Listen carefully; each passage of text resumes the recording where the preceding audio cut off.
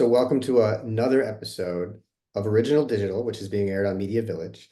I am Corey Trefletti, and I'm here with LaToya Shambo from Black Girl Digital. So hello, LaToya. Hi, Corey. Thank you so much for having me. I'm really excited to chat with you because we've been in many rooms. Yes, it's funny actually.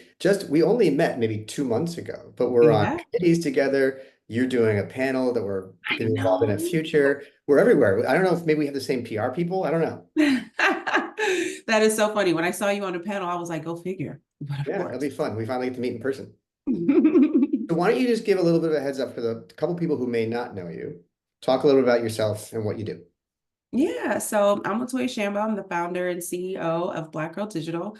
We are a creator media agency. So we manage creator media spend across multiple channels for brands. We're working on all types of campaigns, whether it's influencer marketing, direct, ambassador, UGC, you name it. We've done it, whether it's from celebrities all the way down to nanos. We're in this business. Yep. And we are just catching up because I didn't even realize you've been in this business specifically with this company for 8 years. You go significantly further back than that. We won't say how long, but 8 years with this team building this brand, and you've seen a lot of success in its growth, right? I have. It's been an interesting time because so I worked at Complex for 7 years and I was in three Okay. different departments. And what I saw there was a gap, but I was able to say, well, I have all this experience and this knowledge and who's really helping the, black female bloggers at the time, because it was really about bloggers back in 2015, 16. Right. And so when I originally launched, it was to broker partnerships for bloggers and build out the ad network. And it was great. But literally 2017, I feel like it was like January 1st, I woke up and I saw the industry just shifted just like that. And all of my bloggers were turning into creators and Mhm. influencers. And I was like, well, okay, so I'm just going to pivot. And all I had to do was pivot the product.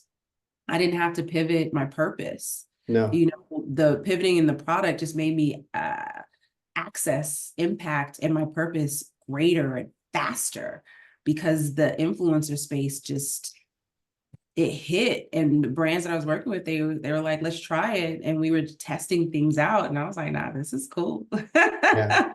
You mentioned that area of the evolution. And one of the Mhm. things that I think is really interesting is we didn't talk about this in advance, but you mentioned that they were evolving into influencers and creators. I Mhm. talk to people all the time that there's a difference between those two, and people get tripped up. So can you just explain from your point of view what's the difference between the two?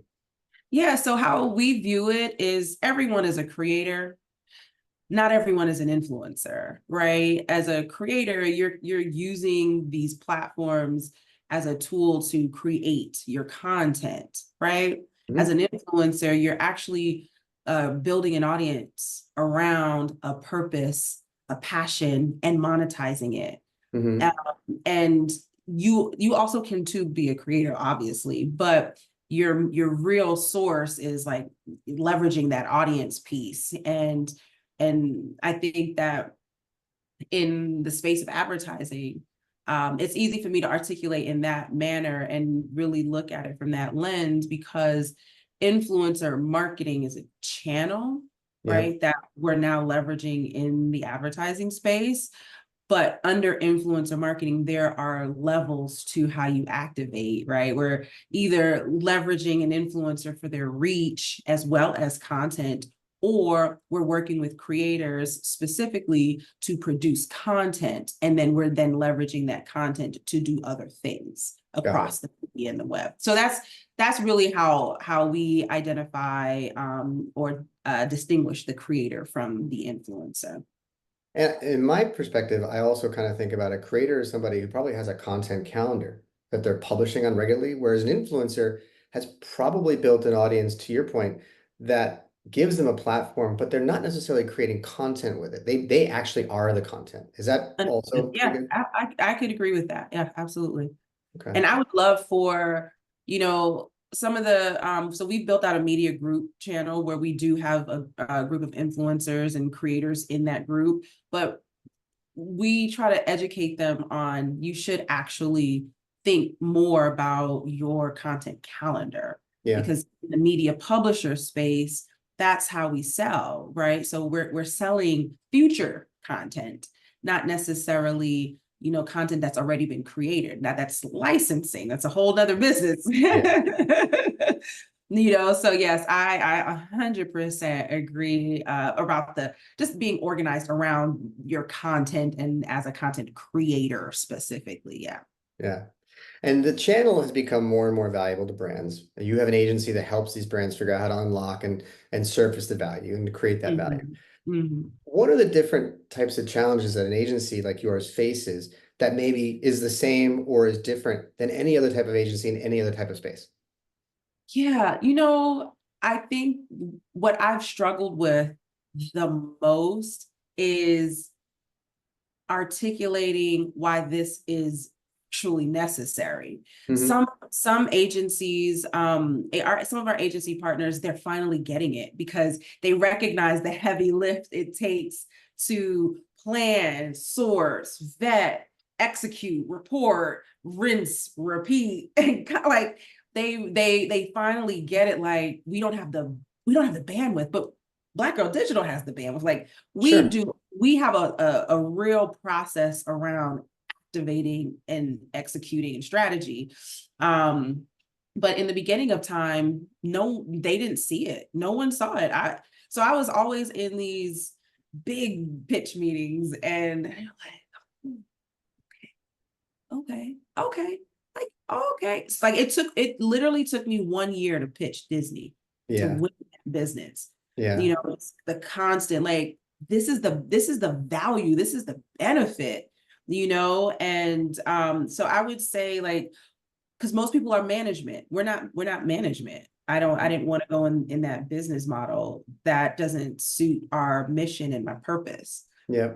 Um, and we're not technically like platform, you know, we have technology, but we don't lean into the technology because honestly, everybody has technology, Sure. any right?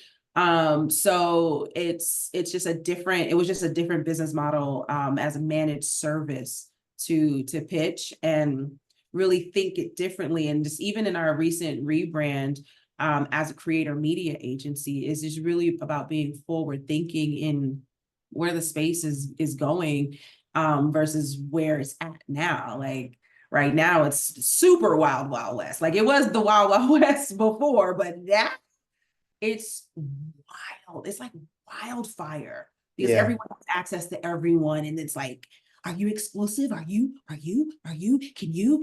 have access? Everyone has access to everyone. Yeah. Before it was anarchy. Now it's just chaos. It's just chaos. But I And love it though, because I just see ways to optimize and create solutions for this mess. yeah. Now, just out of curiosity, in those types of pitches, whether it was Disney or anybody else, can you think back, is there an epiphany point at which everybody goes, ah, all right, now I totally get it. Like where they start to lean forward and they start asking you all the questions. Yes. Because one of the big things that I go forth with and be great in is you Black people aren't a monolith, and you can't just lump us into one thing and think that you're going to reach the right person, like, Right. you know, so there's diverse communities within this diverse community, and it's how are we creating the creative, how are we being thoughtful in our Mhm. messaging to reach and really convert those micro communities within this larger community. Mhm. And then it's like, oh, I didn't even think about Yeah. it that way, you Yep. know? So for I had did a big talk at the Disney Media Day, and it really was like eye-opening for them. Like I was like, imagine a hair care brand being launched for Black women for Mhm. textured hair by a white man. The reason why that doesn't work No, I would be Because, the worst spokesperson for that. but you couldn't even speak to the creative No. because you don't know how our process. Yeah. You know what I mean? And Yep. and so my conversations are always twofold. You need diverse representation in the boardroom, but you also need diverse partners to execute so that you're really managing bandwidth, but you have the right strategists on the outside to help you look in. It's funny when you say it because it should be obvious, right? It's as anything else in the world, when you have to point out the obvious and then you start to feel dumb because you should have caught on to this in the first place. But with the audience and the community you're talking about, with any community, these are people, and every group of people has a certain set of motivations and desires and things that will help them to take action. And the fact that you have to point it out to these people, it shouldn't take this long. It shouldn't be this hard. But you know what it is people really, everyone lives within their own bubble. Yeah, that's You true. And I try to step outside of my bubble through social, right? So, like, my feed, of course, has a whole bunch of beautiful Black women, handsome Black men. But I also love looking at these comedic white families. Like, oh my gosh, they're just so funny. Their Hmm. kids are amazing. So I personally like to diversify. There's this other Indian guy, I can't remember his name. Just their food content is so amazing, but they're different for a reason, and we Yeah. have to kind of force ourselves to consume other audiences content within our personal interests, and that's how we really start building an inclusive mindset. It's like I don't need to go and consume a billion Indian pieces of content, but Hmm. you know what, I love food. I am Hmm. a total foodie, so I'm going to see how other people prepare food Yeah. just naturally. Well, And that's just respect for other people's culture. right. Well, you're using social media in a good way. One of the things that I get frustrated with is that I have two boys, and I think social media, you can literally track back to all the issues that people have around mental health and Mm, self-esteem and all these things. There's a lot of downsides. Now, I use it to be able to stay in contact with friends and family I haven't seen in a long time, and to try and do what you're talking about, to get access to information and stuff that I wouldn't have otherwise gotten in my own personal bubble. So I love that. But how do you balance the fact that it is also a double-edged sword? Like, it is one of those ones where you can't get too deep into the rabbit hole because there's just a lot of stuff there that's not okay, and we don't want to be involved and we don't want to support. okay, so this is gonna sound real weird, That's but right. I'm super disciplined. Like, Good. I'm super disciplined in where I don't sit and search. Like, I don't get lost. Good. I post and ghost, but I do come back to engage. But my audience, they I like know that me. term. Yeah, they know what to expect. Oh, Shambo will be back real quick. She'll be back. Like, they understand my personality. Yeah. But as it relates to like the insecurities, I'll honestly say it took me real time to detach, right? Anyone who made me feel away, anything and anyone that makes me feel like I'm falling behind in my career, or I'm not where I should be, or my body should look a certain, my hair should be anything that remotely makes me feel, I start to feel negative Hmm. or not good. Oh, blocked, blocked, Good. blocked. I Good. don't, I protect my energy with all of my might, and even when I listen to my daughter's content, so she's special needs. And so I'm just mindful of what she's consuming. And Yeah. honestly, what she consumes actually does help her socially, and it helps her with her language. Um, but she got down the rabbit hole of watching these videos about the kids, these high schoolers are being trained on how to save someone's life if they're in a car accident, right? So Okay. you see dead bodies, like they're acting. They've been in a car accident. There's maybe somebody's bleeding over here. The police, the ambulance are all on the scene, and you see the students in the background kind of watching the scene unfold. And I'm like, why are you watching this? And Hmm. she's like, oh, I don't know. accident, ambulance. So I'm like, okay, it's important for her to see, but man, I feel like it is desensitizing a Yeah, it little, is. and I can't control, I can't control it, but I do pay attention to if it's how it's affecting her, if it's affecting her, or if she's actually learning, because we'll be out, she'll hear an ambulance, she'll say somebody hurt. Hmm. Like, so It she's makes those making connections. Yeah. exactly, I mean, if you exactly. can instill that same discipline into your daughter and potentially to every brand that you work with and all these other people. Yeah, I get frustrated sometimes when I hear people talking about the way social media should be used and they couch it in free speech. And I'm like, well, yes, anybody can say anything they want, but it doesn't mean I have to listen to something that I know is not true or That that's demeaning or that's negative. Like, why should I have to listen to those things? that part. So maybe we'll all get I there. don't even respond. Like, there are like Black media spaces that I have to kind of keep it on my feed and pay attention to, because I don't watch the news. I really don't consume negative information at all. Good. But when they post something malicious about the Black community, or trying to bring down someone in that is the only time I make a comment.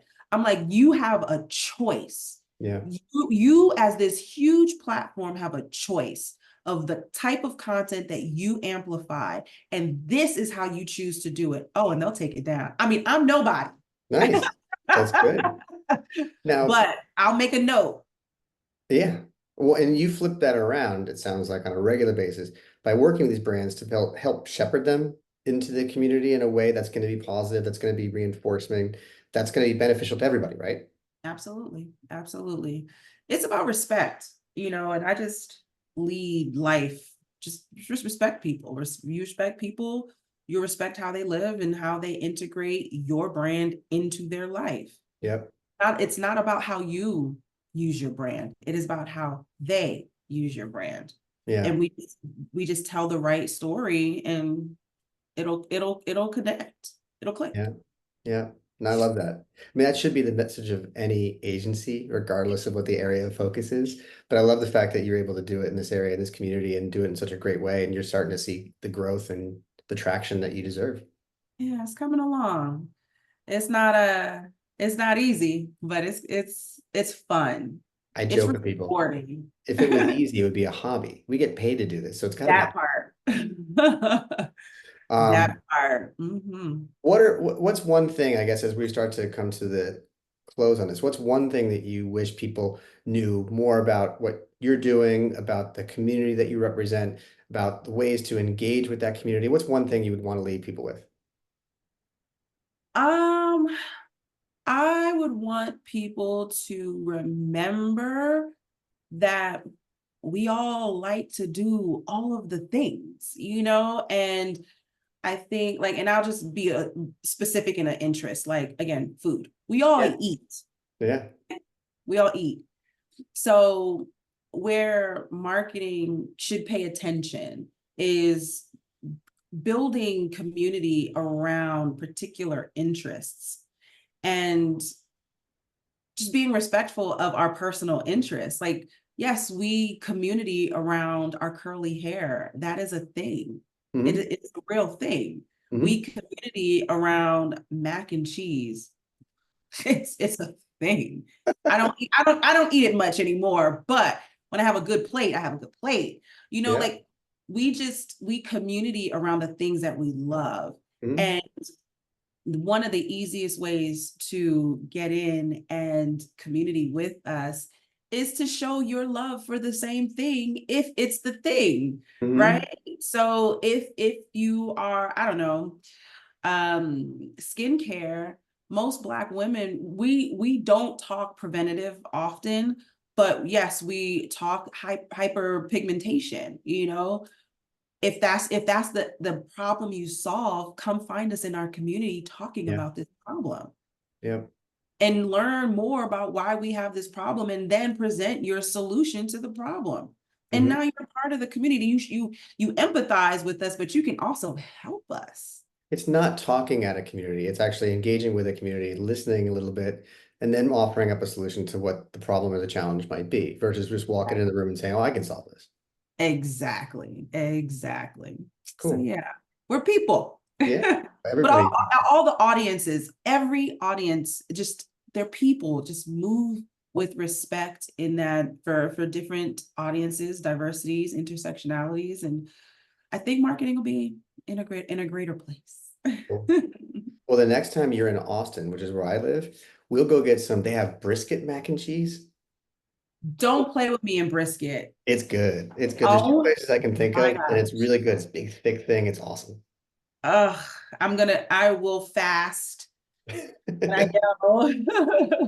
All right, cool. Well, Toya, thanks for spending some time with me, and tell everybody your website address. Yes, you can find us at www.blackgirldigital.com, spelled as it sounds, and Black Girl Digital across the whole interwebs. Awesome. Thanks. Thank you.